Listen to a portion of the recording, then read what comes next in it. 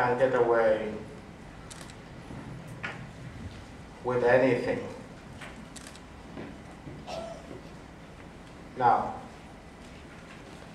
what do we really believe are the critical success factors that we have to unite behind?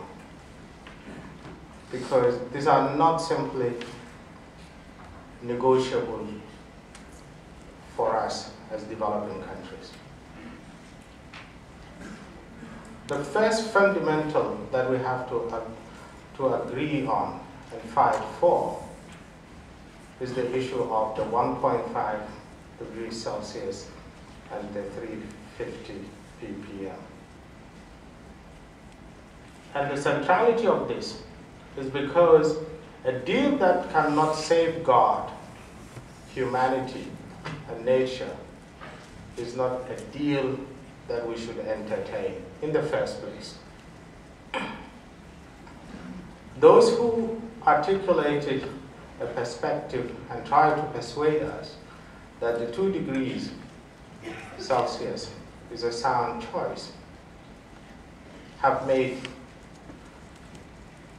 a trade-off between life, humanity, and profit and rent-seeking pursuits. It has no base in science. The very reports that they try to persuade us that they're based on do not support their case.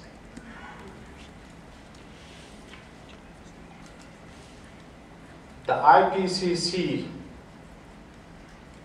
AR4 says that 2 degrees Celsius will result in Africa warming up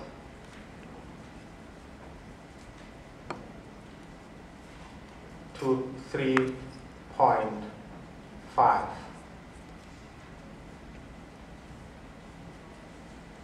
And the small islands, the states, equally being threatened by the sea level rise. I would say this, and I'll say it with absolute conviction. 2 degrees Celsius is certain death for Africa, is certain devastation of island states. A policy decision maker, a scientist who try to do that is definitely not only ill-advising others, he is ill-advising himself. So that's one fundamental, if not the starting proposition for beginning a sound negotiations and discussions. Second issue is the issue of reductions of emissions. There must be radical reductions of emissions starting from now. In our view, by 2017, we should cut, developed countries must cut by 52%, 65% by 2020, 80% by 2030, well above 100 by 2050. And this is very important, because the more you defer action, the more you condemn millions of people to immeasurable suffering. So the idea that you start from 4% today and you achieve 80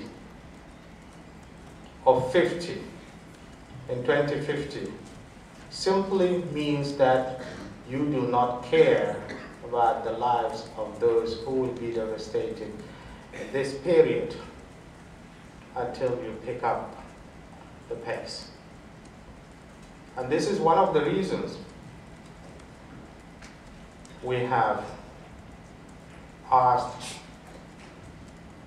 the American administration, the American people, President Obama, to join the efforts and to join Kyoto Protocol. We must defend Kyoto Protocol.